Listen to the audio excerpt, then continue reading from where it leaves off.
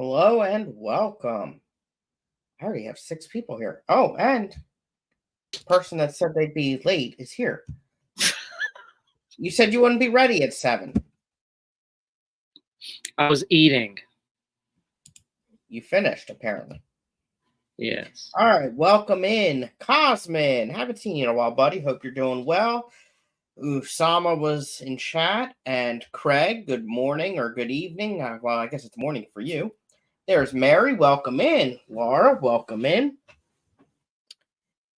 And we already got 7 people here. See, I don't know. I've been trying to do members only streams just to do something for the members, and I get like 2 to 3 people in chat. Sometimes not even. And it's not as fun. I find it interesting that you're doing it on a Monday, the same time is just for members, and yet you get so very fewer than what you would for your regular streams, even though you've got quite a bit of people that come to the streams are members. I don't have that many members though. So, uh-oh. Whoa. Why did my computer just do that? That was really weird. Okay. I hope that saves. Hold on. Finish later. There we go. Oh, 500 internal. Oh, that's great. Gotta love technology. Okay. Anyway, hope that I didn't just lose all that. All right. I have a doctor's appointment on Monday, and they have me doing all kinds of forms and stuff like that, and apparently just got screwed up. Anyway, as I was saying, I currently have 686 subscribers. And out of those 686 subscribers, I have 17 members. Really? Yes. I thought you had way more than that. When I see like people chatting and they have the icon next to them, I thought you had way more than that. Wow. Nope. 686 subs and 17 members. Now that number has been higher. It fluctuates, but I think the most I've ever had was like, oh, does it tell me that? You got me curious now. I'm sure it tells you how many members you have. Right now it's 17. I'm trying to see what the highest has ever been. Analytics maybe. I don't know how to find it. Audience.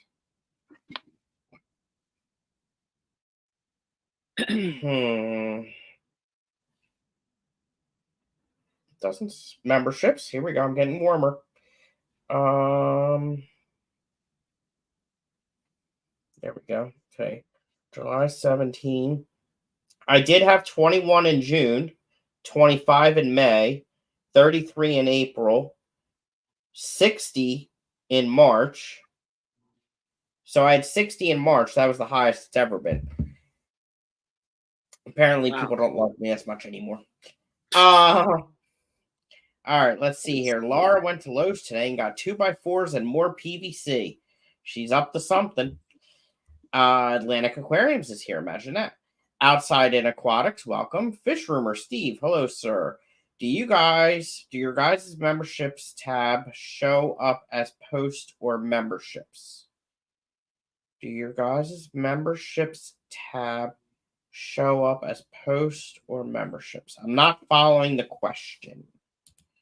I'm not sure what you're asking there. All right. But this is going to be a very busy stream here. So let me I want to get started right away. I got Usama here just to keep me company, and he has some show and tell that he wants to do, which I'm very excited for as well. But we'll do that towards the end when I'm tired of talking. Community tabs. Community tabs show up as posts in my YouTube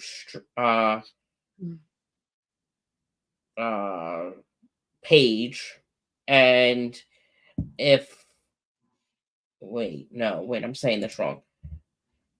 When I'm on the home screen of YouTube, sometimes community posts show up, but not always. It's the feed. That's the word I'm looking for. Sometimes I have to go to the person's actual page to look into it. Laura says the oopie poopies have eggs. I did almost full change in water. Last time used brackish salt, this time normal marine salt. None died, but I only got 1 to 2 babies. With marine salt, I got several with eggs now. So I actually looked today, and the tank is full. It's right here above the monitor. The tank is full of shrimp, and I don't do water changes on it. I did since I've had it set up. I probably did a partial water change when I lived in the apartment, and then I moved it here. And up until a week or two ago, I left it only halfway full, and it's only a 2.5 gallon tank. So I only had about a half to a gallon of water in this tank. And then a week or two ago, I went ahead and mixed some salt up and filled it up. And it is packed.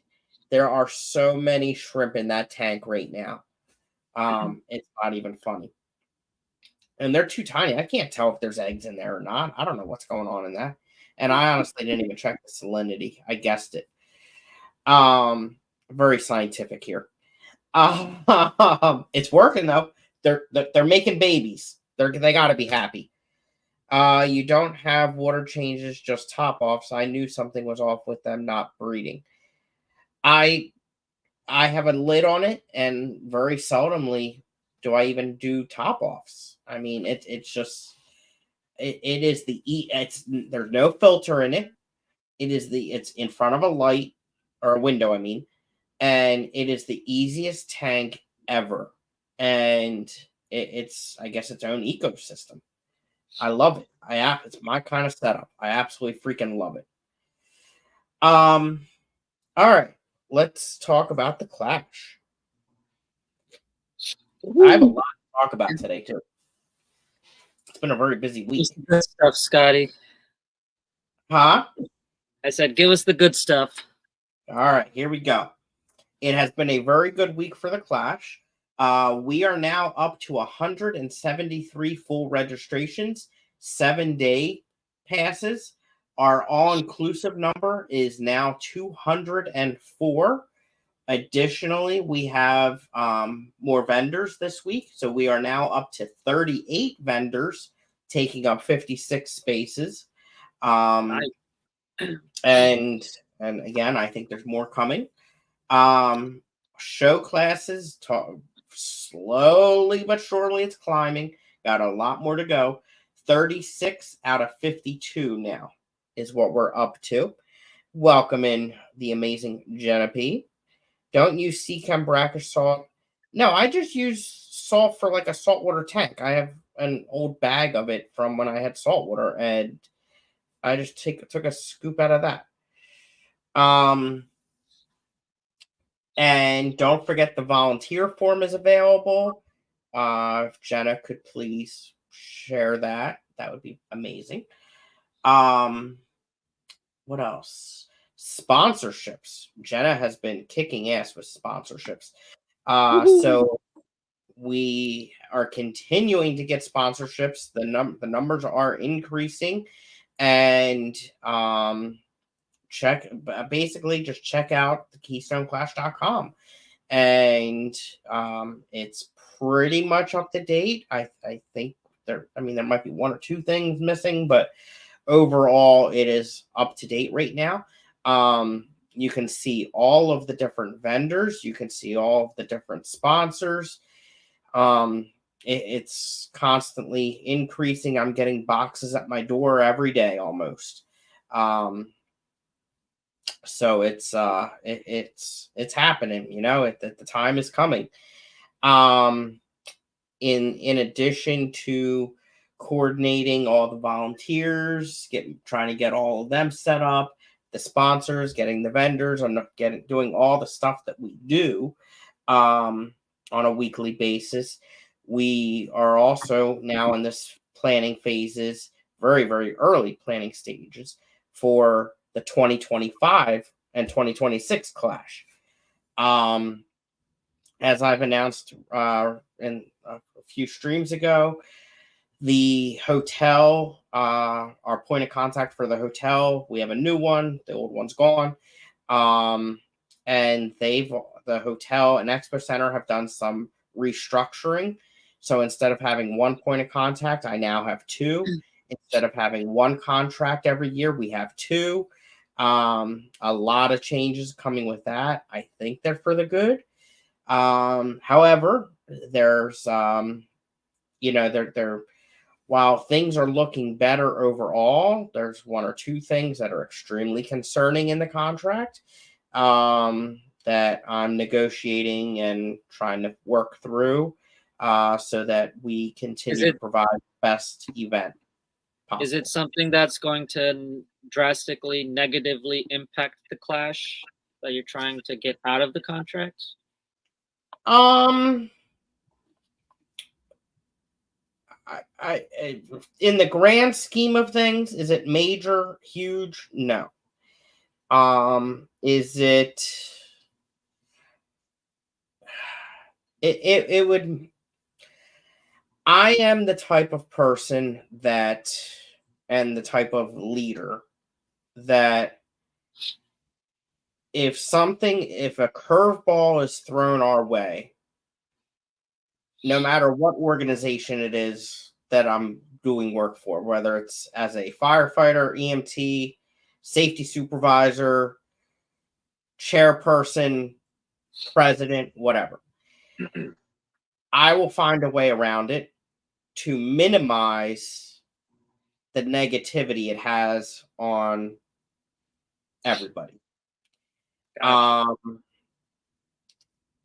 I'm already thinking of some things. If this change that they are presenting to us, it can't be changed or put back to the way it used to be, I will find a way around it. We will do something differently that will make it okay. Gotcha. I don't know what it is yet. I mean, I have a couple ideas. I have some, in my back pocket. I keep some ideas in case they don't budge on it. You know what I mean? Yeah. So basically, they put a clause in the contract that will change how we do something. And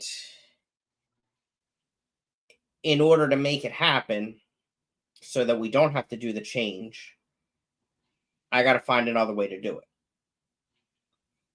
There are ways. And I'm just not at liberty to say it yet, what any of it is. Right. But even if they don't budge and keep to the clause, there are ways around it. I know that for a fact. Hi, Matt. There he is. Hi, Matt. So yeah, we're working on it. Yeah, workarounds, exactly. What I can say is that the positive things is we're going to have more representation. Every year, no matter what venue it is, we have issues with the temperature because our temperature demands are different than most. We want one room to be about 76 degrees. We want the other room to be about 68 degrees. We want the room that's 76 degrees during the day, it can't go lower at night. Whereas most events they drop the temperature as low as they can during the night. We need it to stay high. Because we're dealing with animals. Exactly. Yeah. So they're actually going to have somebody on site day and night the entire weekend that can control the temperature in person at the venue, which we haven't had Oh wow, ever in the past. So that would be a that's good thing for us. interesting. Right. It's Yeah. similar to like having somebody from engineering there to make sure temperatures and everything is working properly. Well, that's exactly it is that. That's exactly what it is. Yeah, Yes. that's Exactly. cool. We also might, get access to a forklift, which will make it a lot easier. There's a chance that they might be hanging off the extension cords for us from the ceiling instead of us doing it. They might clean up for us. They might break down the tables and chairs for us. There's Wow. a lot of potential good stuff. In that aspect of it, there's the way I'm understanding it. Again, I'm still working on all of it. We might be getting it for cheaper. Wow. Whereas, normally every year prices go up a little bit. Yeah. And if there's a chance that we're able to get the expo halls for cheaper, could we potentially lower the prices for the event? That's what I was saying, was that you're saving money, which means the Clash can be more affordable to vendors and visitors. Exactly. Things like that. Yeah.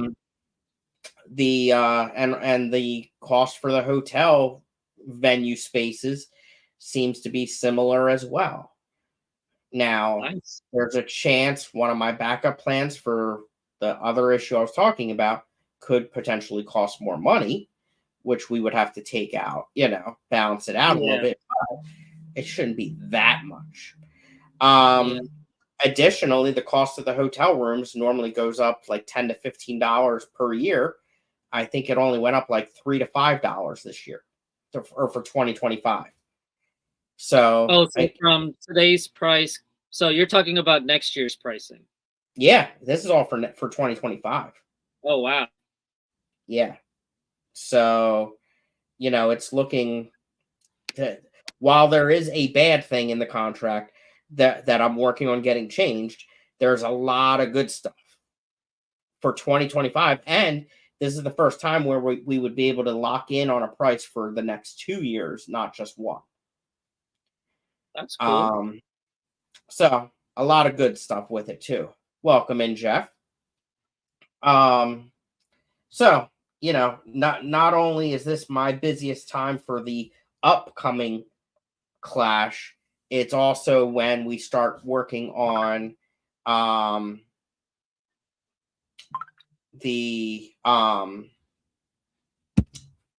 it's also when I have to start working on 2025 and 2026 as well. Jenna says maybe some compromises could be made, and if they go with a new rule that won't budge, maybe they would open more rooms to the Clash for Wednesday and Thursday for the discount. Yeah, that's definitely a possibility. Which actually, hotel room wise, I think they've already done that as well. So, for the event, for 2025, for the proposed number of hotel rooms, the numbers are actually higher. So, wow.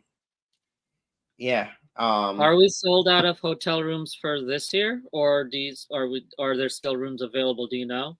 There are still rooms available. However, the earliest and latest nights are starting to sell out. So, like the Wednesday, Thursday, and Sunday, Monday are starting to sell out, if I remember correctly.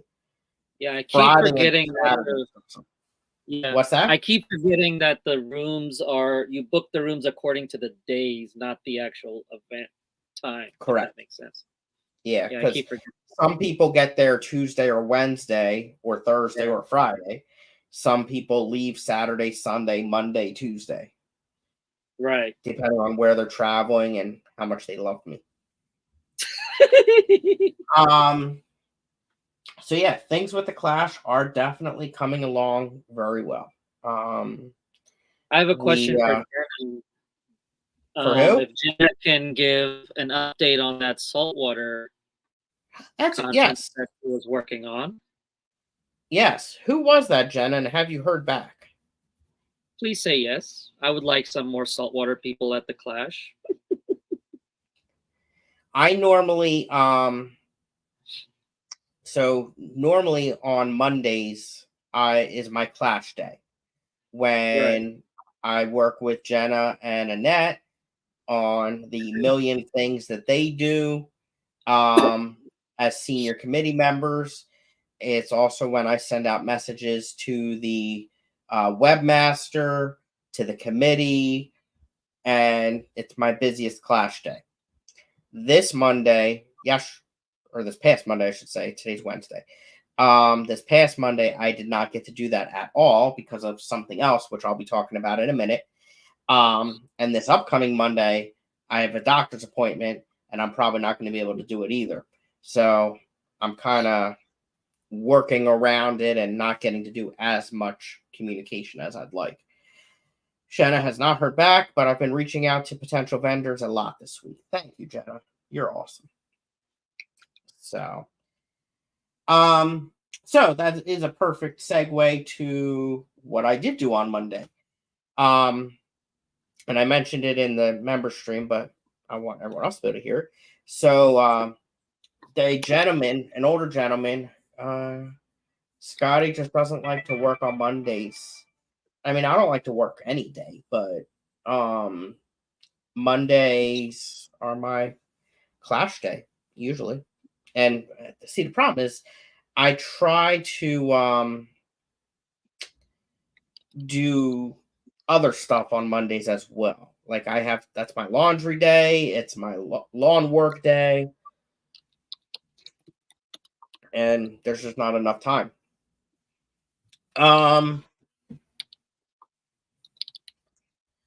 Laura says, I'll give you some ammo to get them to drop the price. Hubby's company has office in Honeybrook, and they tell client not stay there because other places are much nicer. But of course, they don't have a convention center. I'll tell you, and what I had when I had a meeting with the hotel and the expo center a couple months ago. It was a big meeting because it was the first time with the new person or new people, two new people, and I was a nervous wreck, because we're a unique event and we've had a very good relationship with them. Big Tall Whip, welcome in, sir. Hey, Whip. So it's been it was a bit nerve wracking, and it still kind of is. And I emphasized to them that the reason our event has been at this location, and our goal is for it to continue to be at this location, and we do not want to go anywhere, would be because, number one, we have a huge on-site storage unit there that is approximately 20 by 100 feet. I mean, it is huge, and it's on site. We have two expo halls that are, what is it, 100 by 150, I believe it is, a piece. Pretty big. That are attached to the hotel, which has a ballroom, multiple conference rooms, and the hotel itself. So it's the all-in-one. It's the fact that everything is there and at an affordable price for us. Are there other locations that have that? Yes, but the price is about 10 times as much. And it would be significantly more money for our attendees, and we don't want that. Or it would have to be where the hotel is not in the same building as the expo center. It's when we were leaving our previous location, I did a lot of research looking at venues, and this is, this is why we picked this one, for those reasons. So anyway, on Monday, where'd he go? He left us. On Monday, I went to a gentleman's house who is breaking down his fish room. And he reached out to me randomly on Facebook, I guess through either ACLC or the Clash social media is how he got me, and said, I'm breaking it down. Can you help? Can you put me in touch with people? What, the biggest concern is we want the items to go to good homes. That's all we care about. And I said, let me come look at what you got. So I went there, and let me show the video. Pull it up on my phone. Welcome in, Big Shrimpin'. So let's see here. Is this it? Yes. Okay. Uh-oh. All right. Here it is.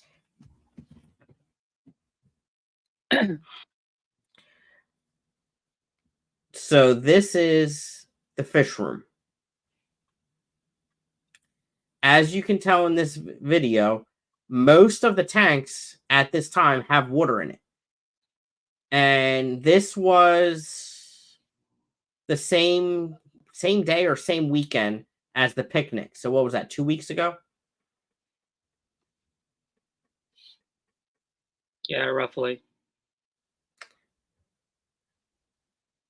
So I mean, all these tanks still have water and are and with the air pumps running and everything. Obviously it's screwed up because of the green screen, but pretty big fish room. Decent amount of tanks. And we had a lot of metal rimmed tanks too, which is what I was eyeing on. Yeah. So we I put out the feelers to the club members. And then started to go beyond that. But I always try to start with the club members because I want to give back to the members. The members take good care of the club. They show up, they're active, they breed fish. I want to reward them. So that's why we try to do group buys and welcome in Alshon and FFA, Fish Frenzy Addiction. So I try to give back. So we had a total of 4 members. Yes, a husband and wife and 2 additional, one of which was Big Steve. We met there on Monday morning, 10 a.m. and we got to work, basically. So Big Steve was able to get a few tanks. I was able to get a few tanks. We got a few tanks for another member that couldn't make it because she's out of state. And the 3 other people got a bunch of tanks themselves as well. And we were able to get additional tanks for the club and the Clash, for the auction, for the fish show, etc. However, what I will say is that it sucked. Those metal frame tanks, I've never touched one in my life, were so heavy. Not only are they metal frame, but they are slate bottom, and they were heavy. Additionally, there was an older 125 gallon tank, and this was in a basement that had a big stairwell to get out of. And thank God Big Steve was there, because Big Steve is big, and thank God. It sucked. And we got that entire fish room empty, except for a 55-gallon tank and a 20 high. And that's and dry goods that I'll probably get on Friday. This upcoming Friday. And we got them all loaded in, played Tetris with the vehicles, and unloaded some stuff at the Clash storage site. And then I brought my stuff home and unloaded it all by myself, and that sucked. And yeah, it's you know, the couple that was there is probably going to get the 55 and the 20 high. I'm going to go there to get the dry goods, and that couple's probably going to go back and get the racking as well, all the wood racking. So potentially at the Clash auction, there will be some metal frame slate bottom tanks available in the auction, which would be very exciting. At the Clash? Yep. Most Definitely likely. gonna try not to buy those. Yeah. All right, let's see. Chat's moved a little bit.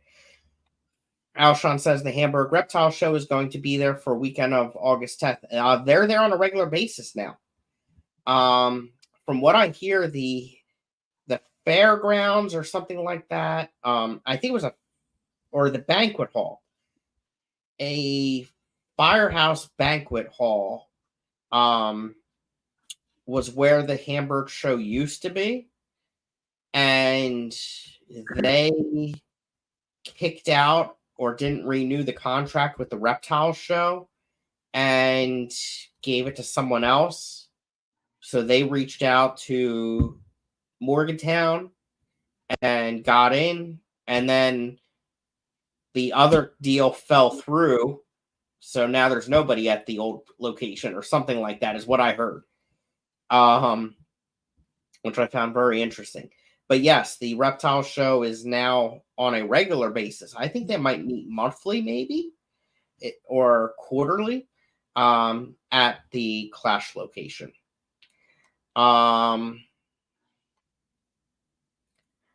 Let's see. Talking about reptiles. Slate bottom is killer. I tried to pick up what may have been a 65-gallon Impossible. Yeah. Steve, what was that big one? Was that a 40, I think, or 30 or 40 gallon? And that thing sucked. Laura said they go for good money in the Pittsburgh club. I believe it. Yeah, so he put glass on top of the slate. Every other month. Okay. Yeah. So what did I get from that whole deal? I now have a 55-gallon tank and metal stand that I put today in my first floor spare bedroom / fish room. I was able to find a place for it to fit. And I think I will be able to figure out a way to plug it all in. Woohoo! And I really like where I was able to squeeze it in. And I'm hoping to set that up as a saltwater tank. That is my goal. So, and I'll be happy to help you with that. I appreciate that. I don't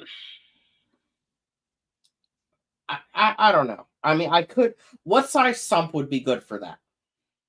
They make a lot of what they call nano sumps. So that's sumps designed for up to as small as really 40, not 40, like 20 gallons up to like 40, 50, 60 gallons. And it's almost like a cube. So it saves a lot of space too. And it's a bit more affordable for those people that keep nano tanks. What is nano tanks in the saltwater world is like your 20, 40 gallon breeders, things like that. And for tanks like that, you're not going to, a traditional sump is already 40 gallons or something like that. And so a lot of people wanted the ability to hook up a sump to a tank that's small, but not have it like a big footprint, because you're still going to get additional water volume, but they don't need all that water volume. And so a lot of companies like Fiji Cube and things like that have actually come up with what they call nano sumps, which is literally just a square sump. It's condensed, but it still has a part for your refugium or protein skimmer. It has um, a part for the filter socks. It has the return pump section as well. Some even have a designated area for auto top off, so you don't have to have an add-on container for your top off, which is really cool in my opinion. Mm-hmm. So they've been coming in the market for a few years now, and pretty popular actually, because a lot of people are starting to go into smaller sized saltwater systems, but they still want the benefit of a sump.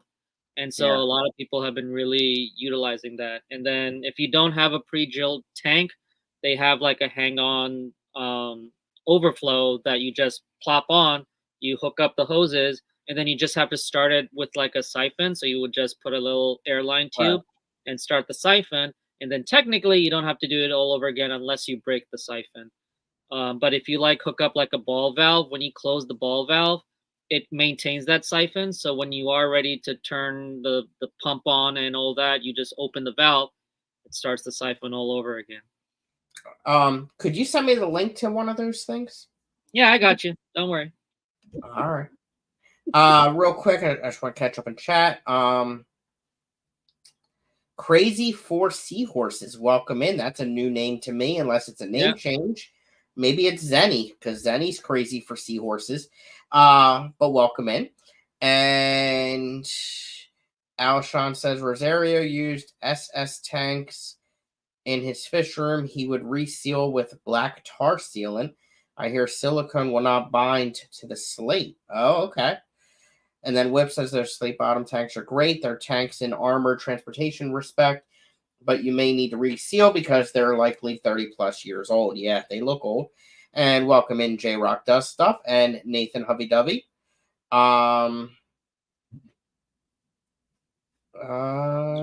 Crazy for Seahorses, Rainer. Oh, it's Rainer? Yeah. Oh, changed his name again.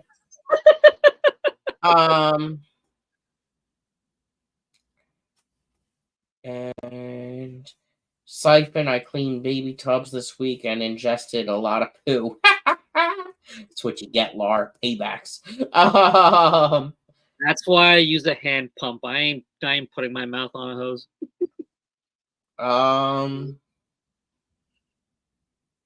Let's see here. And Nathan's gonna fix not being a member. Yeah. Must have just expired because he was in one of my members only streams recently, I think. Yeah. So my concern is, number one, the room that I have it in, it's not the bottom floor. So my concern is weight. Yeah. So in that room, I already have a 12, a 46, whatever the little tank is, and now a 55. And you have your treadmill in there too. That too, and my recliner and me. Yeah. So, it's a lot of weight in there. A sump is just going to be additional weight. Yeah. I mean, that tank alone is going to be even more additional weight. You already got some big tanks in there. Exactly. Because keep in mind, right now, your tank is sitting there empty. When you set it up, you've got live rock in there. You've got sand. You've got the water weight, which salt water is more denser than fresh water. And so... But less water because of the live rock.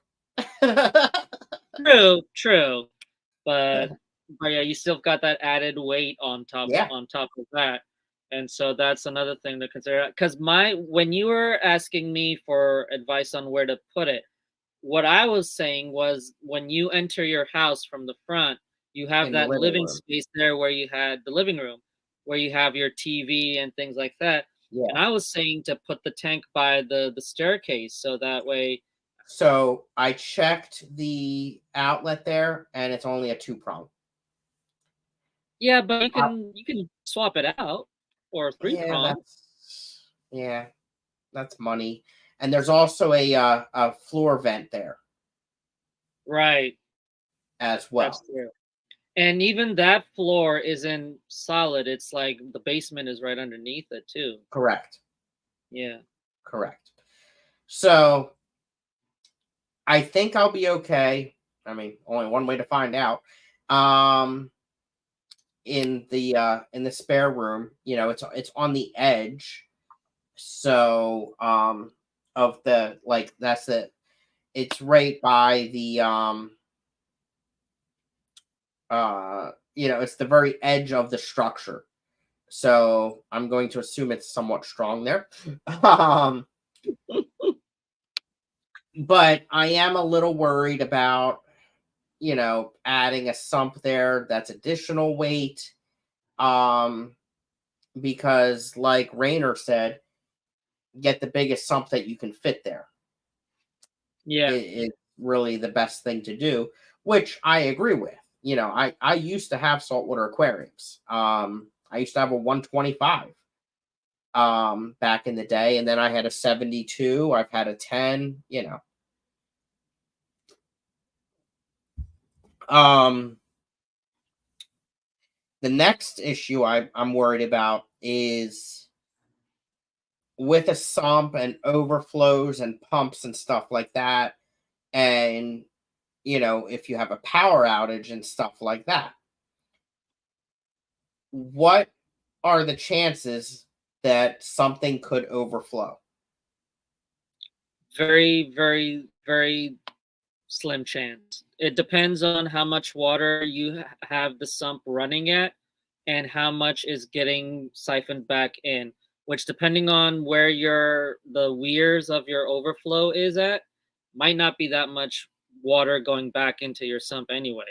So it's very hard for you to not saying that it can't happen, but Hmm. it's very hard to overflow your sump because if you're doing like let's say a water change or whatever, or you drained your sump and you have to fill it back up. That's why there's markings as to where the max water line is when when you shut the pump off, where does the water go to? And then where is the water line when the pump is running and the water level in the sump goes back down, right?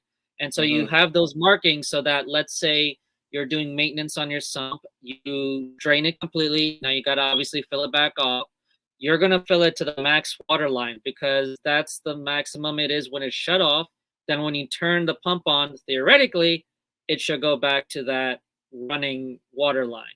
And so it should Hmm. never go above that. If you fill the sump more than that max water line, then yeah, you've got a chance of water being of the sump overflowing. So you just got to be careful with that stuff. But it's like the sumps I've always worked with. The only time it fills up, it overflows is if you're filling it and you forgot to turn the water off. Because there are safeties set in place in overflows where when you do shut it off, because there's like air being allowed to go through, it cuts the siphon off anyway, so you're not getting back siphon even.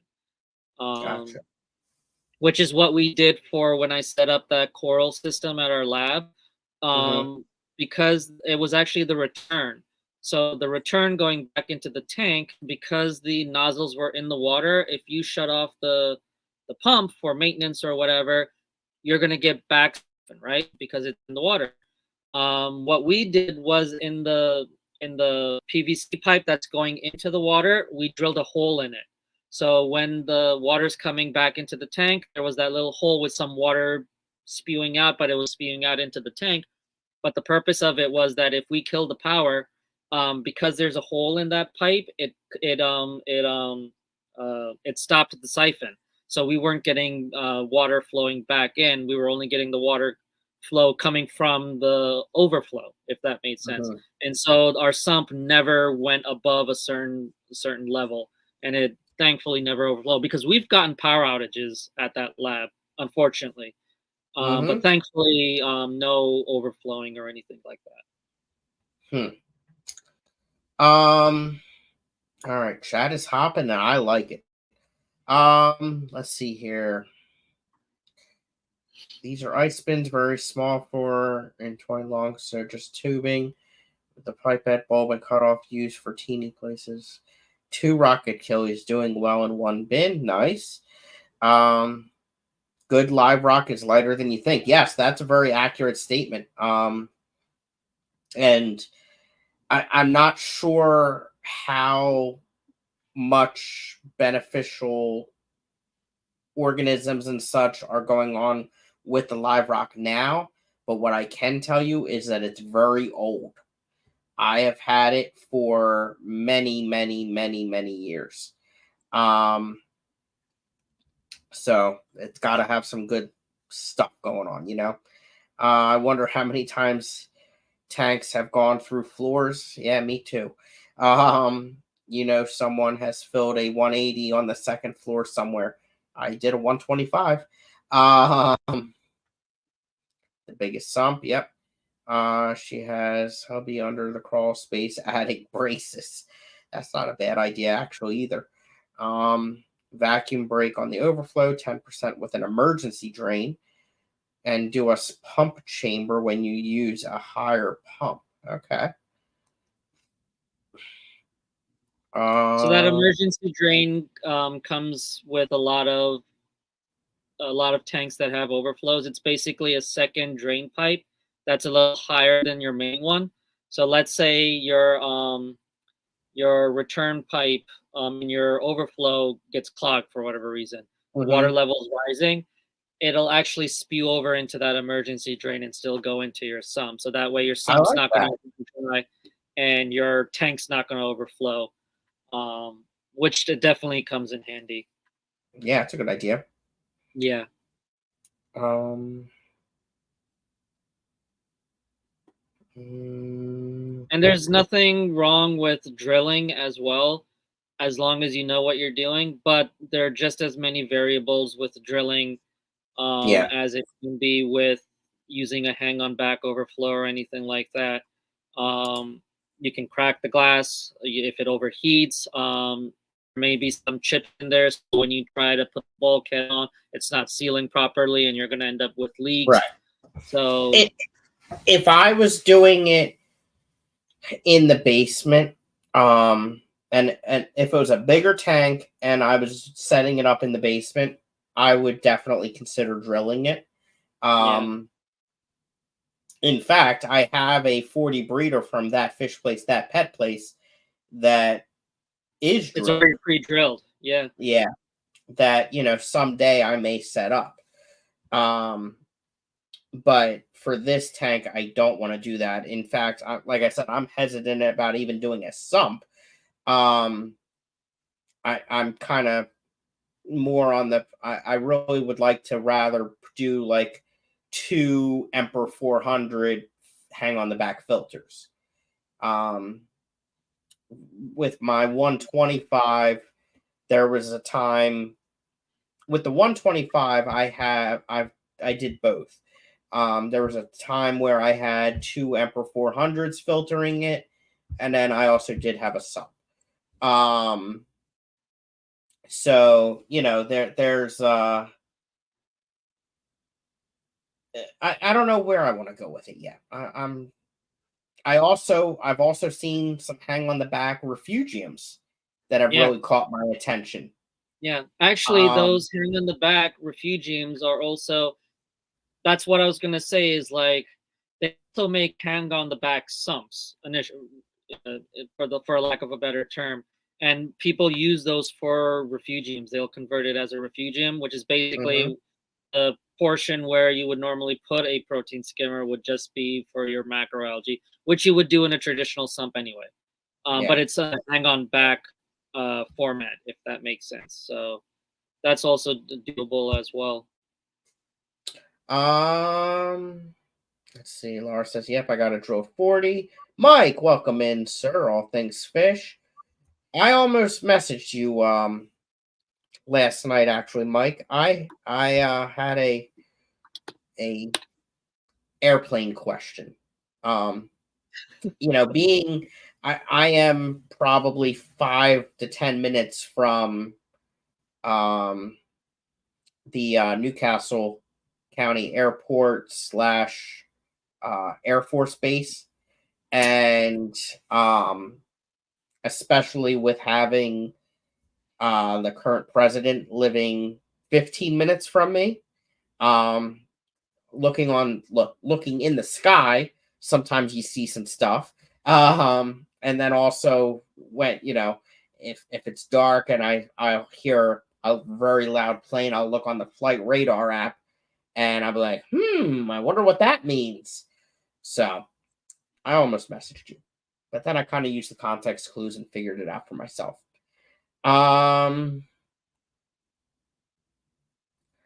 Okay. All things Fish says, nobody worries about a couch falling through the floor, but everyone freaks out about a fish tank. Yeah. I mean, there are look at my last apartment. My last apartment was on the second floor, and I had 30 aquariums and that metal rack. Let's see here. My upstairs tanks are always on outside wall too. Yeah, and that's where this 55 would be too. Yep.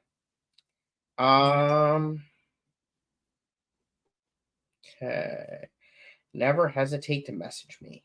Thank you. Now you say that, I'm going to be hounding you about playing Clash of Clans. Just saying.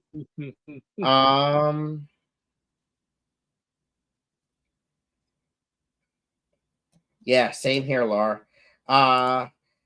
It was a plane that did not have any information on it on the app.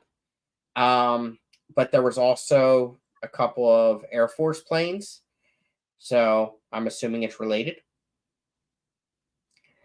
Craig never had a floor go yet. That's a good thing. And yep, you asked for that one, buddy. You asked for that one. All right. So I got the 55. I got a 20 long with a stand. I couldn't fit the stand in my car. So it's actually at the class storage site. I'm going to get that on Friday probably. But I'm excited. I'm really liking the footprint of 20 longs. Up until I got this house, I never had one.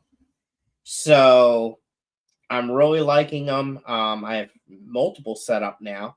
And I'm thinking I'm going to do a it's got a stand and the I think I'm going to put it in the fish room, and I know exactly where I'm going to put it. I did get a 10-gallon metal frame, and I think the little one's like a 5-gallon maybe. And I'm thinking of the 10 metal frame, making it a immersed bin. I think it would just look pretty cool.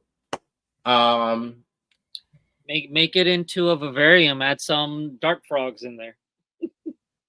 Okay, I'm not against that. You'll have to help me with that too. Fine. And let me think. I like the 20 longs too, because I have a 20 long sitting right there that I'm hoping to set up for upside down jellies. Oh, nice. So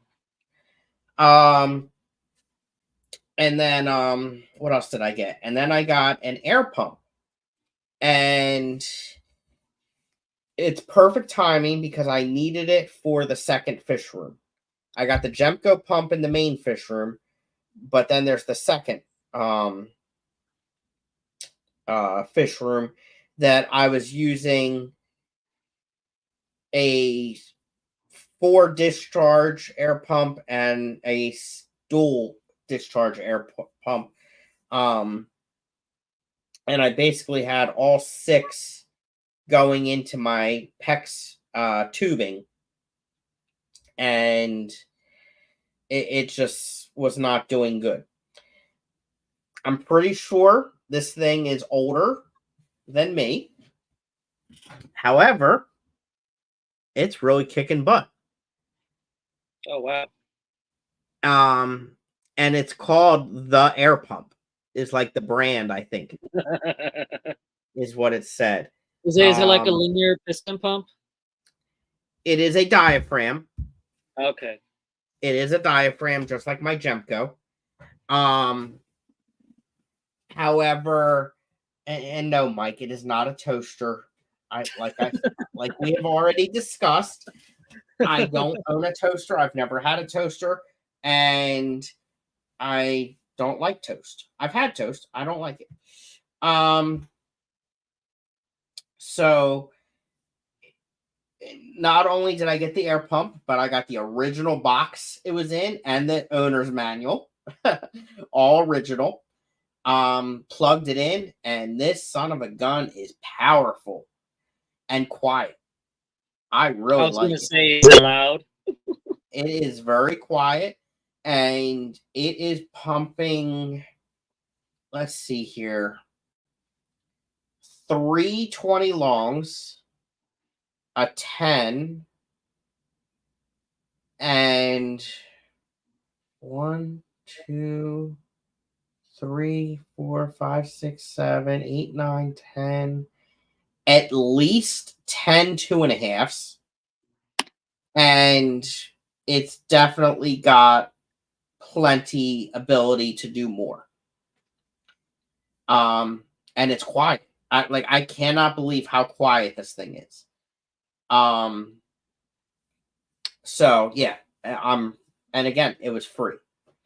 I also got a box of sponge filters, new and used. This is from the place you just went to, right? Yeah, I got all of this stuff. Yeah. And like I probably got the least amount out of everybody that was there. Oh no, Big Steve didn't take that much. I wish he would have taken more.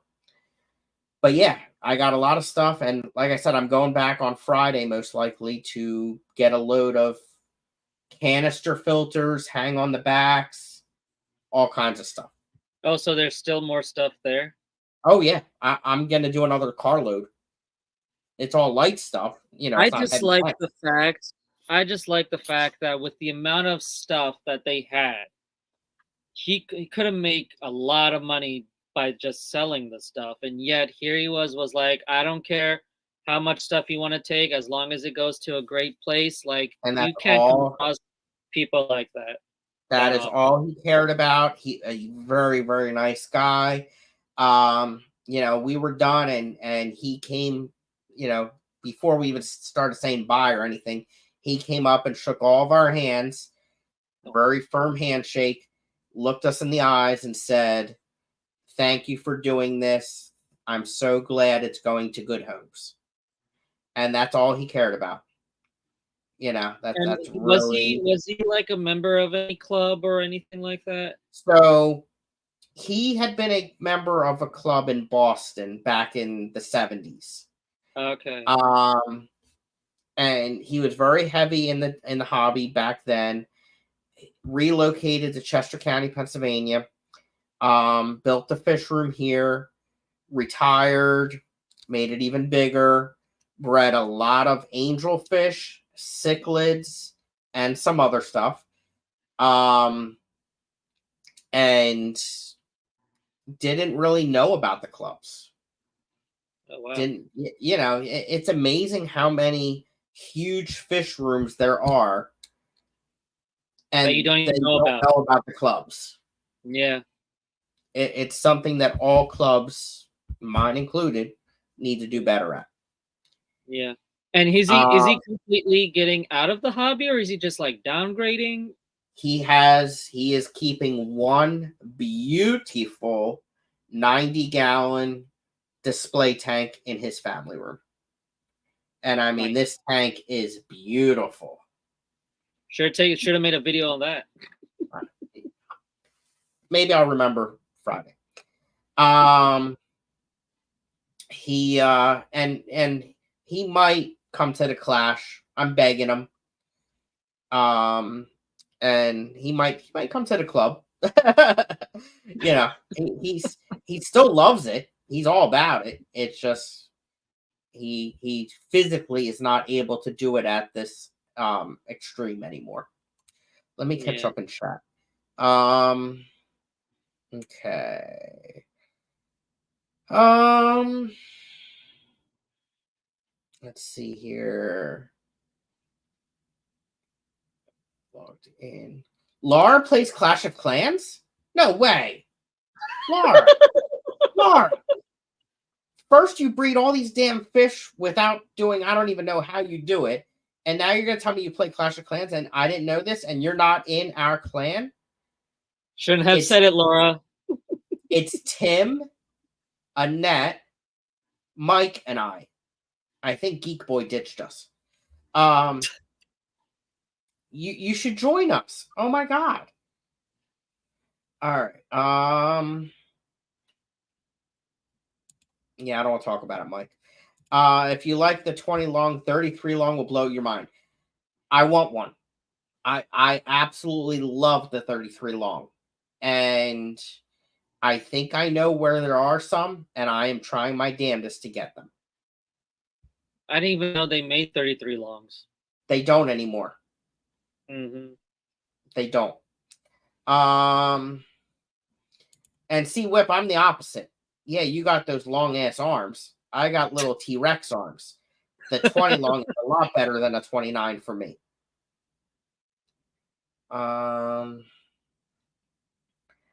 Sephora still makes a 33 gallon, probably a lot of money. Yeah. Sephora is the company that makes the aquascaping tanks for the Clash this year. Oh, cool. I don't think the 33 is taller than a 29. I could be wrong.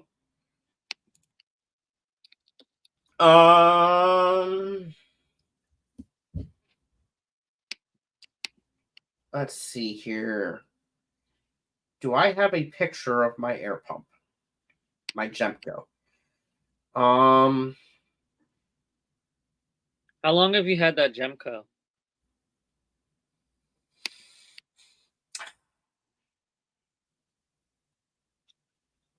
Years. At least 3 years. At least. And I didn't buy it new. I don't remember where I got it from. It may have come from Cali. So at least I had it for at least 3 years. Okay. I'll get back to you on that, Mike. I gotta find the picture. Yeah, I like lower tanks too.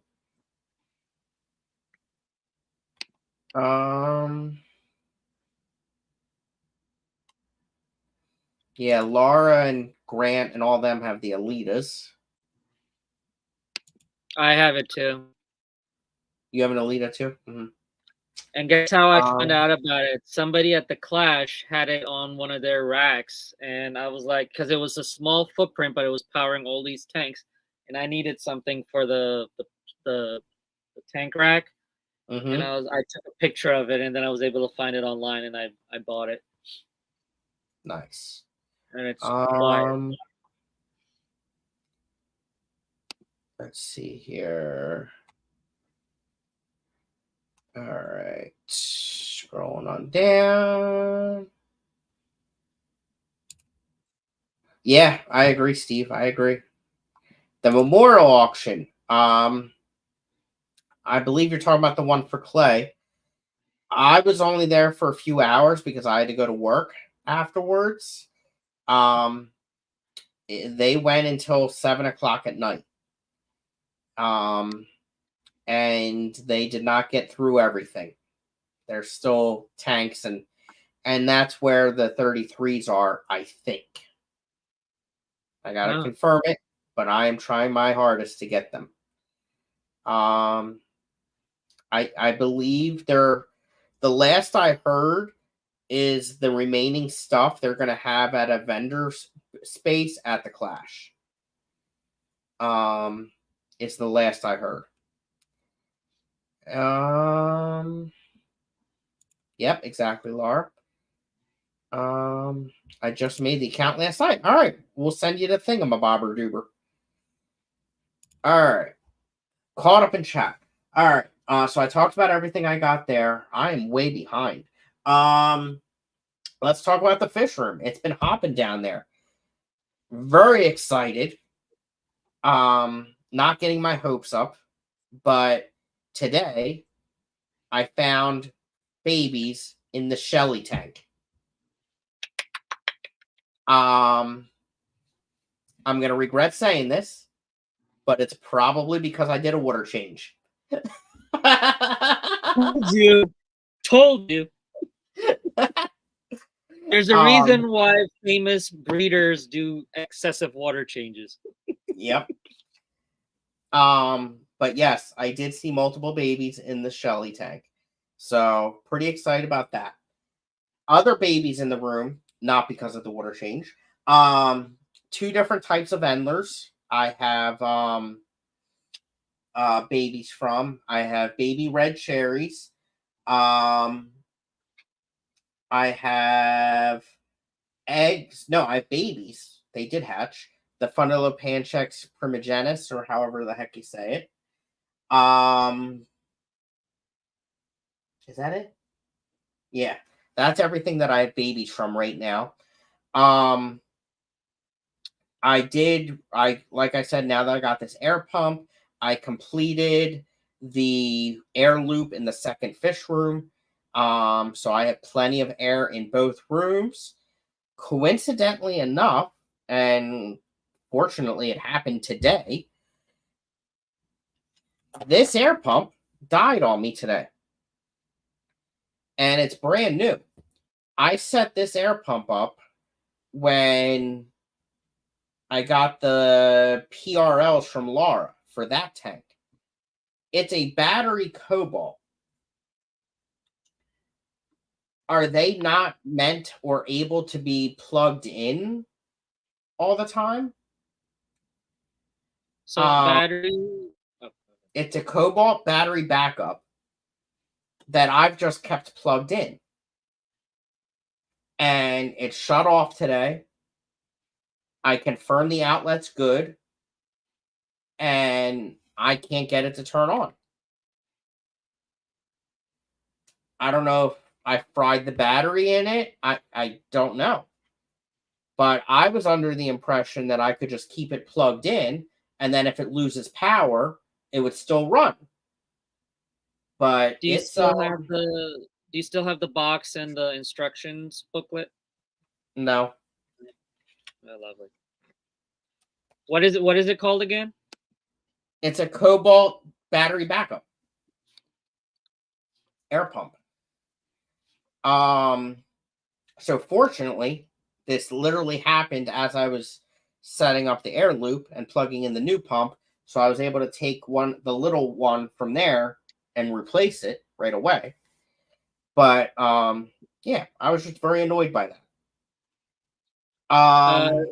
Sorry, Scottie, one question. Can you see if that pump has the model number on it? USB air pump, Cobalt Aquatics, and that's it. Okay.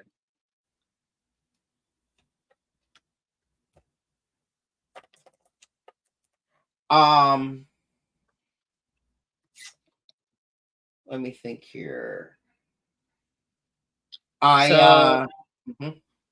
So according to my research, pump must be plugged into a wall outlet to detect power outage. If pump is already running, it will continue to run on battery power. If pump is off, it would automatically turn on to help prevent fish loss.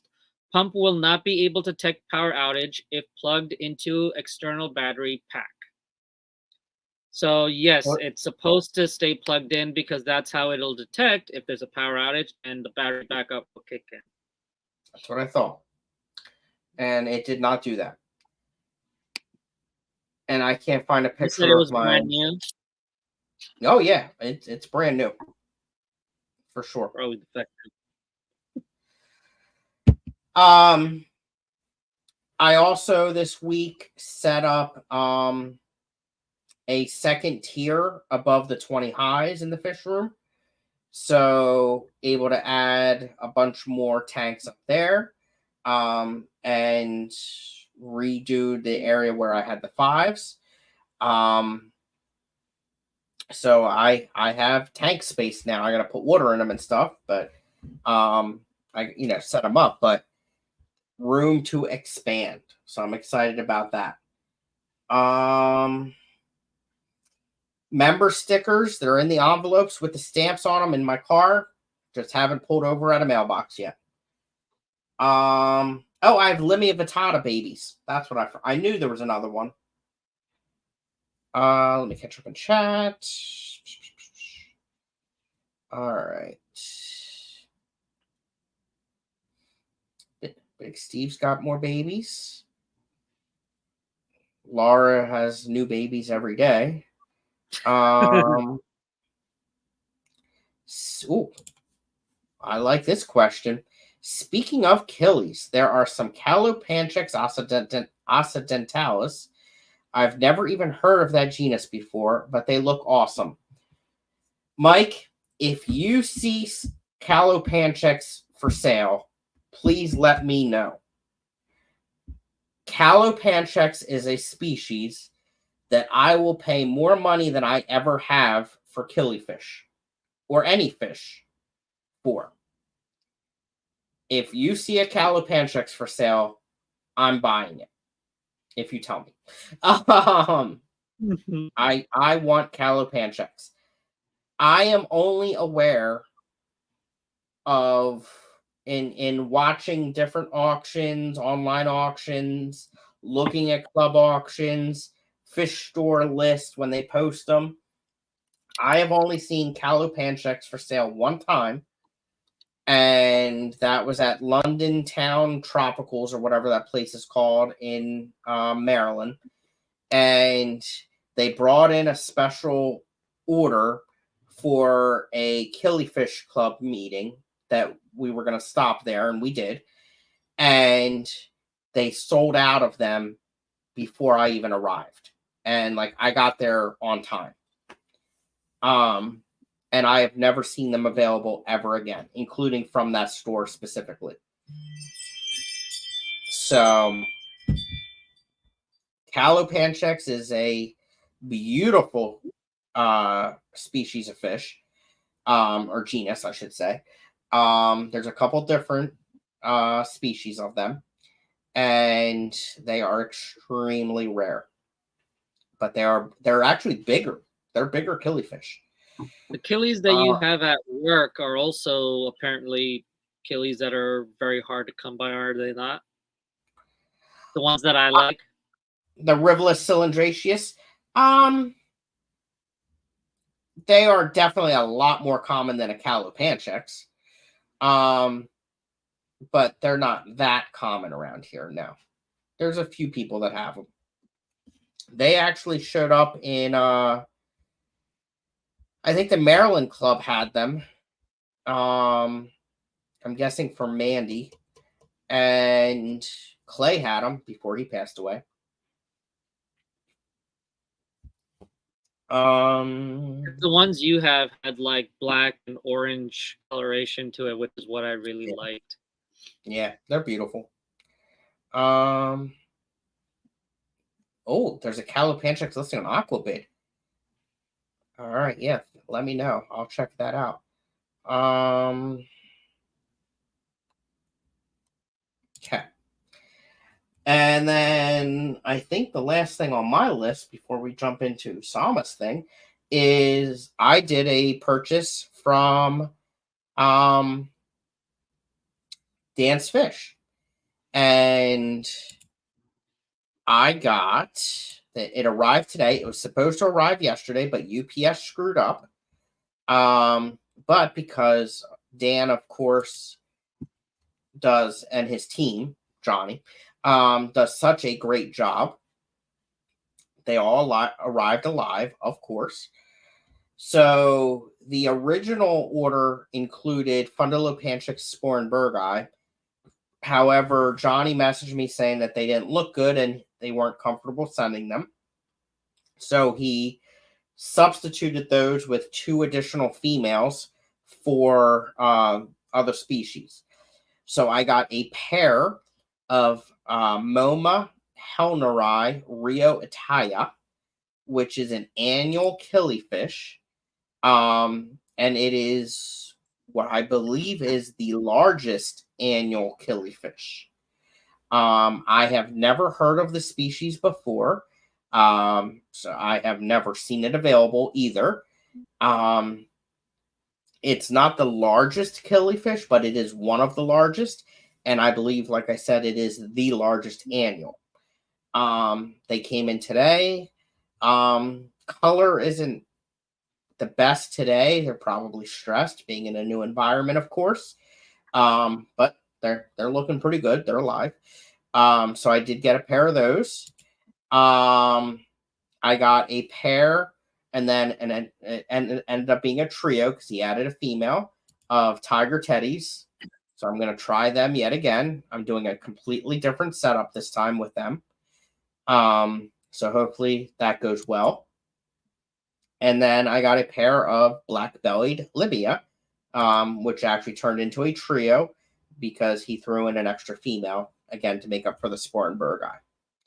So I am hoping to have good luck with all of those because I really want to breed all of them. And I like them all for various reasons as well. All right, let me catch up in chat, and then it's going to be time to turn it over to Usama. How are the tiger teddies doing? Sorry, I missed that. When I looked tonight, I only saw 2 of the 3. But I put these, like I said, I'm putting these in a completely different setup than I have in the past. Because in the past, I haven't had good luck. And I still need to, I have one from a few months ago that I'm going to add to these 3. Which that little sucker lived. I don't know why the past 3 never did. I have it in a tank with plecos and blue velvet or blue dream shrimp, with a lot of moss, some other plants, and pothos growing out of it, and it is full of pothos roots. So, and a big sponge filter. It's a 10-gallon tank. So it's a bigger tank than what I've had in the past for them, and a lot more plants in there. So I am hoping that it will they'll make it. All right, so these guys are talking about the Calopanchex on Aquabit. I will definitely have to check that out. And all right, yep, that's all there is. All right, Usama, show us what you got. Sweet. Do I have the ability to share my screen? Yes.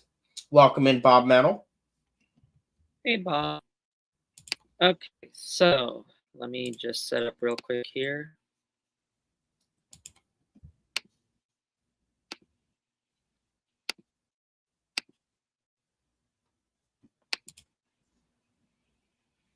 Cool. So thanks to someone in particular, aka Tim, Crypt Keeper, I was able to finally do a order from Tropica. So not only do I have some plants left over from the group buy, now I have some plants from Tropica, which has brought a lot more inventory into the plant and macroalgae section of the website. So so basically, we're going to be doing a live unboxing. I was supposed to do it on Atlantic Aquarium's website, but I completely forgot that Scottie was going to go live.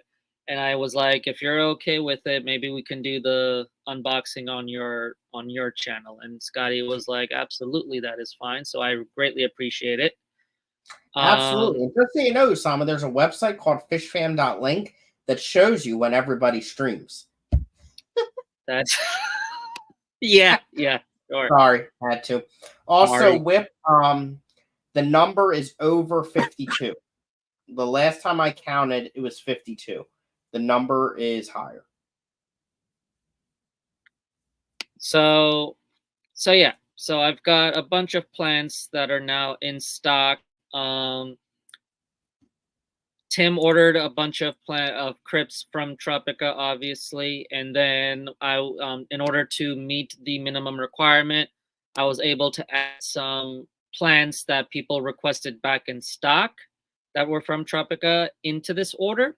So some of you that have requested some plants back in stock may have received automatic emails from me indicating to you that, hey, this plant that you were interested in is in stock now and you can get it if you like. And because I have enough inventory, a few people were asking about the mystery plant pack. I do have them in stock now. So if you want, you can definitely purchase a mystery plant pack. And for whatever reason, this is not loading up, which I don't know why it's not doing that. Why aren't you loading up? Oh, there we go.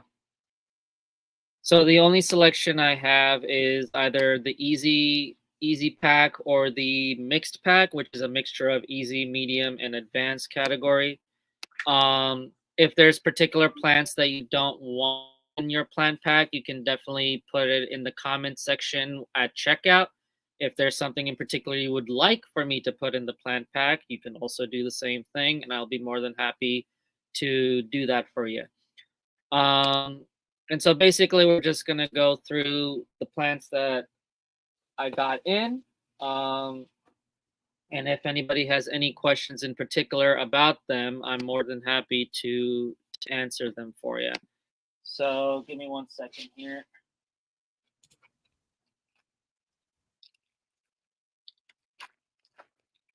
Okay. So the first one is a plant that I haven't gotten in since I think last year's Clash, and it didn't really do too well for me. So welcome in, Doctor. Yeah. Slow down, Usama. You got to let me be able to chime in and welcome our wonderful guest. Welcome in, Dr. A. Have I ever kept any New World killies? I think, but let me check. I got to remember which ones are the New World ones. And also, I did answer your email. Did you get it? Let's see here. Okay, go back to you. Cool. So, the first one is Ludwigia palustris Super Red. So this is a plant that I have gotten in stock and before didn't sell any of them.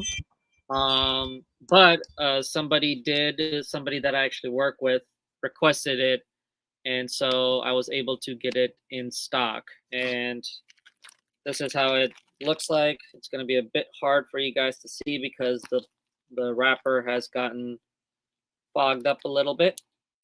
But it's a very decent size. It does obviously get bigger than that. It is categorized as easy to maintain. So it's in the easy category. To make sure that it maintains a nice reddish color, you definitely want medium to high lighting for it, however. And obviously fertilization in CO2 doesn't hurt either. But it should be one of the easier red plants to keep.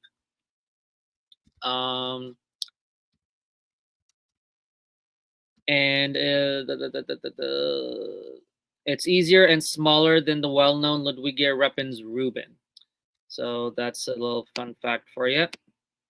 And what you see here is how it looks like in its immersed growth, but obviously it's going to look like that when it's fully converted to its submerged growth. And then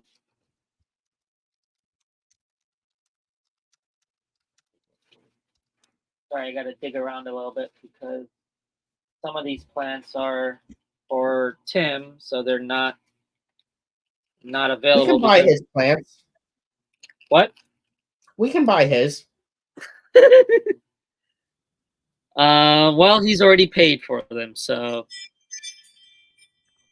the next one that isn't available because Tim bought it, but we can still talk about, is Cryptochrony X Willisii. So we're gonna go down to where all the crypts are. Here it is. So this is a small to medium sized crypt. It doesn't have broad leaves. It has more needle, or not needle like, but more narrower leaves. That's what it looks like when it's in the water. I kind of like how it's more vertical as well. Gives you a bit of a different texture. So it's great for your like foreground to midground transition even. And it looks even better when you have like a bunch of them together, if you will. And this is what it looks like when it came in. Obviously, kind of hard to see, but it's pretty tall. Which is interesting because the last time I got these in, they weren't this tall. They were a little smaller. Still cool. And then I'm also looking at chat to see. I'm watching. You're good. Cool. So that's Crypt X Willisii. The next one is a Bucephalandra that I have been trying to get in from Tropica for a while, and they were just not getting in the potted version of it. But it was finally available, and I pounced on it. And that is Bucephalandra species Ketagang. This is what it looks like. And this one is a darker leaved color. It has more dark green, purpley almost. The stems are purple in a sense, like reddish purple. Easy category, obviously. It is an epiphyte, so you don't want to plant it in the substrate. You want to attach it to something. But it gives you a bit more of a darker coloration to like your epiphytes if you have like a bunch of views in your tank.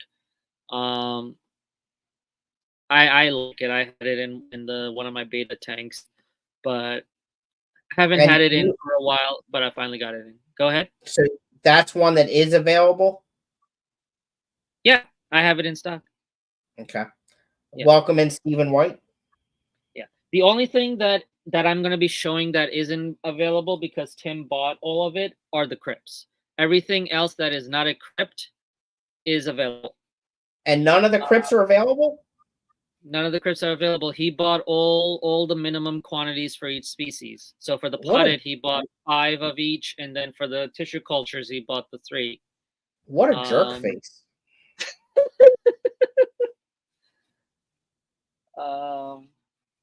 So that's that. And okay. So the next one is another crypt that the Crypt Creeper special ordered from me. And that is Cryptochrony undulata broadleaf, which is right here.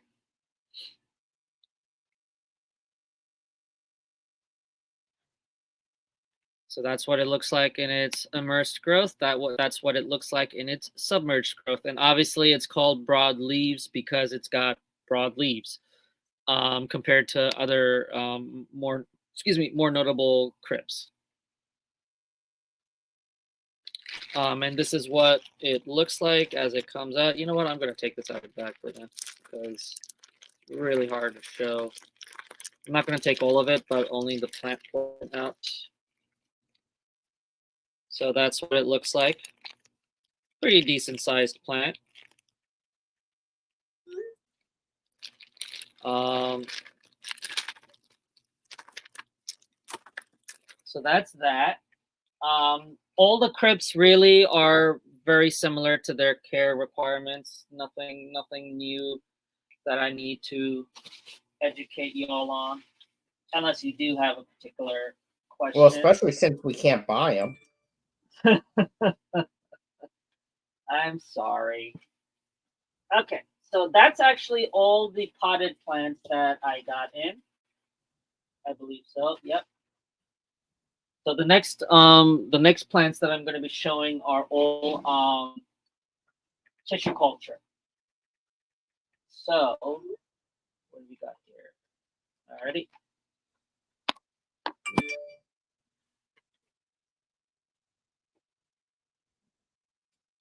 So the next one is going to be, so all the plants that I'm showing from here on are from the Tropica Want to Grow range. Hang on, I just put water on the thingy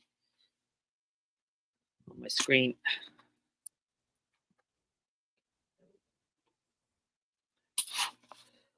And I love the Tropica tissue culture range because they come in a liquid medium, so there's no gel. So they're already kind of adjusted to aquatic growth. And then you get quite a lot of plants in one little cup for the amount that you are paying. So, and obviously because they're tissue culture, you are guaranteed pest snail disease free, or algae free, I should say. So the next one is Cryptocoryne crispitula. This is a larger species of crypt, so it gets pretty big. If you're looking for a plant like Vallisneria or Cypress helferi, something that is very tall, cylindrical, and kind of gives you that stereotypical seaweed type of feeling, where you want some flow in the water, like plants flowing in the water, especially if you have like a fast flowing system. Crispitula is a really great background plant for that. And you do have this one in stock. No, He bought all these too? all the crypts that I'm showing you were all bought out by these are all special orders. Skip over them. This is keep but going. I'm the reason I'm showing them is so you guys know what I can get in. We know you can get them all in. Keep moving. This is depressing. So the next one is, hang on a second. Did Tropica do a no-no?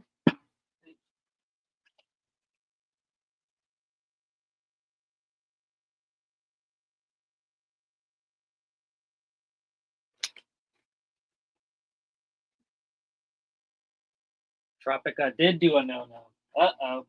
Okay. I'll figure it out. So we're going to skip that for now. And go to something that is available. Now we're talking. So the next one, better not be a floater. And this plant was actually requested back in stock as well, so that's why it's on here. And it is Pogostemon helferi. Very unique plant, and that's what it looks like underwater.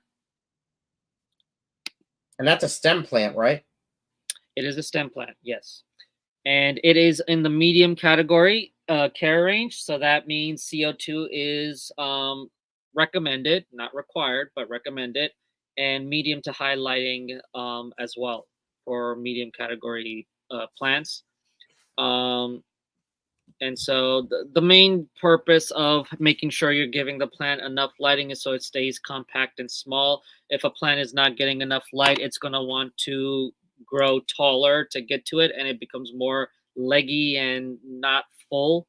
So you definitely want to place it in a place where it's going to get good enough lighting where it will relatively stay low, which is why they say that it's a foreground plant.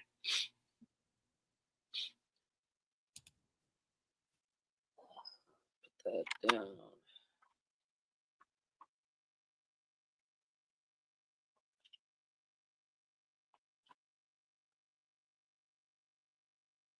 So the reason I was saying no is because I ordered Cryptocoryne undulatus red in the tissue culture, and for whatever reason it says broadleaf on it. and so which is not what I ordered in, and I didn't even know that the broadleaf came in tissue culture form, but because on the thing it says red, but that's not red, so I have to figure out what's going on there. Anyway, um, the next plant, which is also tissue culture and is available. Tim did not order this one. Um, is in the Marsilia genus. Where'd it go? Here it is. So it's Marsilia minuta, formerly known as Marsilia crenata. So it used to be called crenata as the species name, but they changed it to minuta, which is why on the picture here it says crenata, but I'm going to have to change that. It is a carpeting plant. It is a medium category carpeting plant, which means CO2 recommended, medium to high lighting. Especially with a carpeting plant like this, you definitely want good lighting so it stays relatively low to the ground. But it gives you a change of texture from your like hair grass and things like that. And the way that I like to think of this is like your poor man's, or not poor man's, but beginner friendly dwarf baby tears. Because the leaves are a little bit bigger than dwarf baby tears, but it gives you the same feeling, or Monte Carlo, if you will. But it's not as demanding in a sense. And I've seen people mix these guys in with other carpeting plants just to make it a little bit more interesting. But it's definitely a cool plant to have. This was also a back in stock request, and then the other one is in the same genus, Marsilia, but it is the Hirsuta species, which is right next to it. It is also a carpeting plant. Now, this one is easy to maintain. So it is a part of the easy category. So for this one, you don't really need CO2. I personally recommend good lighting just to keep it compact and low to the ground. But definitely more forgiving, more easier to take care of than your more medium to advanced level carpeting plants for sure. Common name, it's called Henson's Nardu. It is a carpeting plant that is found in Australia, which is similar to your four-leaf clover, Laura. I don't think I have any of those. The Marsilia. I don't think. Yeah, I don't think I have any of them. And yeah, Ed is here. Hi, Ed. Hey there, Ed. From what I know of your plant stock, I don't think you have it either. Yeah, I don't think I have any of them. Yeah. Okay. And that's it. So, real quick, just list off the ones that you do have available right now. Everything that is on the website that says buy now is in stock. I know, yeah, but just give us a list real quick of the new ones that are from Tropica. Like Tropica and the group order that you have available. Sure, I can definitely do that. Now, I think I got or from the group order. If you can talk fast enough, if you can say it fast enough, you can tell us everything you have in stock. But we only got 20 minutes before Dan. And Ed, maybe Ed might buy some of the carpeting plant one. Ooh, well, they're available. Waiting for you, Ed. So I believe I got most of the plants that were in the group buy on the website. I may have missed it, no doubt about it. But basically, the plants that I have listed, and if you guys have any questions about any of them, just shoot me an email. So I have Nymphea zenkeri, that's your tiger lotus.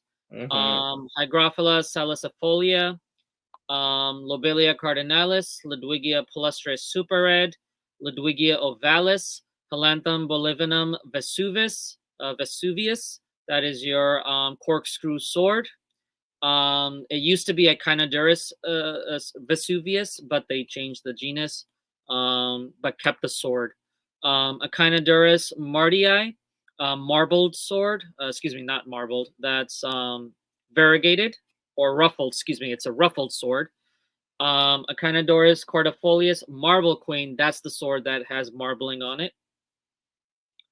Cryptocoryne albida costata, Cryptocoryne lutea, Cryptocoryne wendetii flamingo. I only have one of that, and it's doing perfectly fine so far.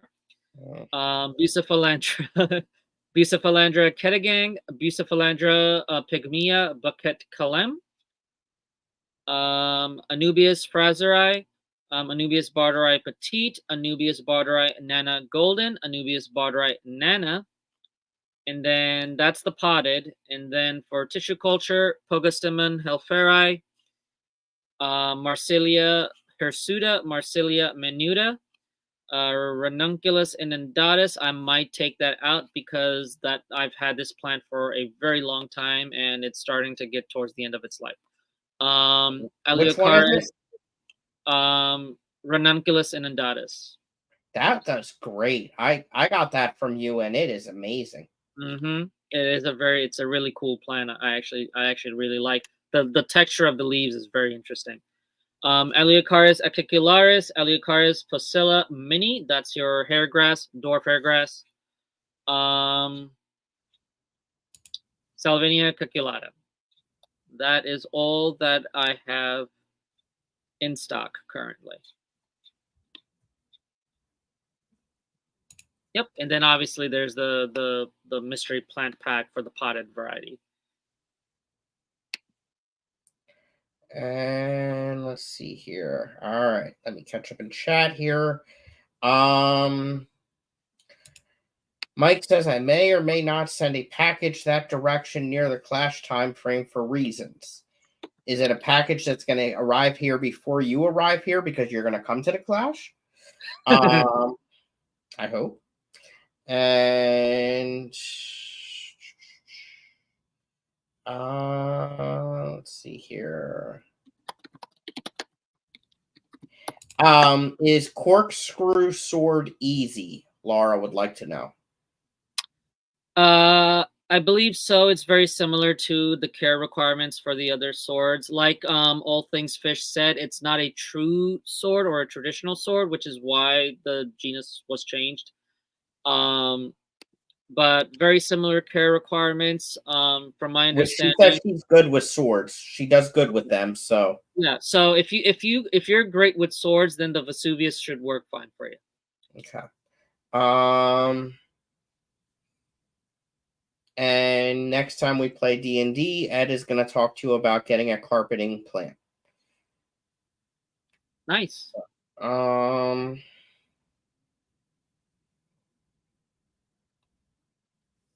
Right now she has red flame and red melon.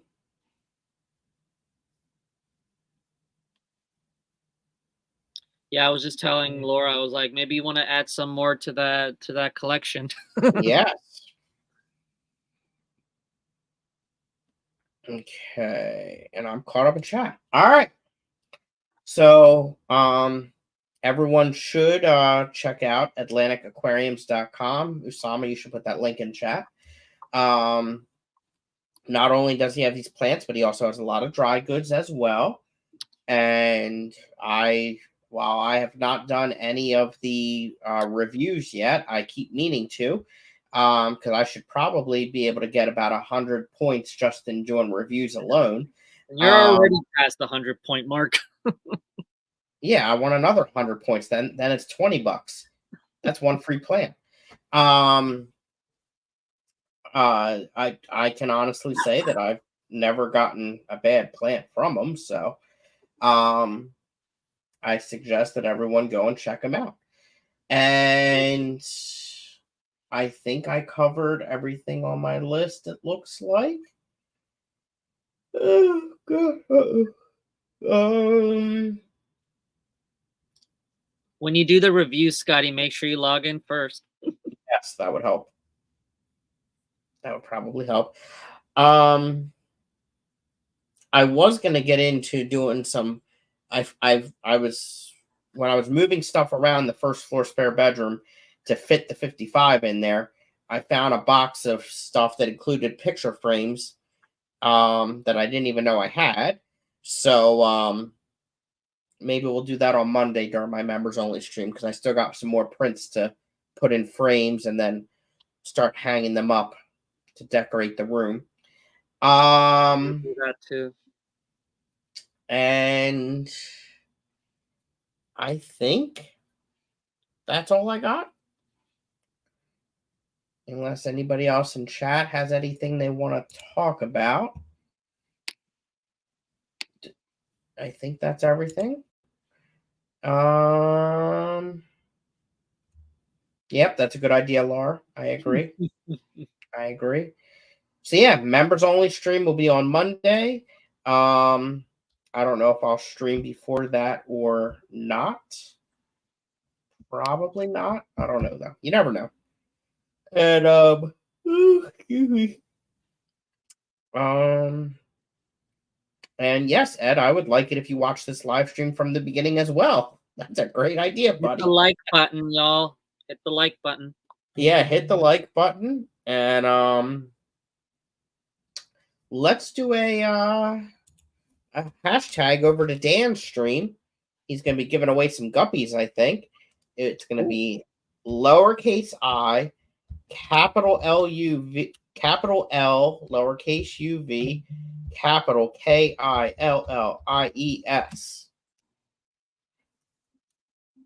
And let him know that you're coming over from my stream, and he will appreciate it because he loves Killies as well. All right, everyone. Thank you for hanging out. Usama, thank you for joining me. You made 2 hours fly by. I appreciate it. Thank you. And I'll see you everyone over at Dan's stream. Let's see. Outro. Bye. Oh.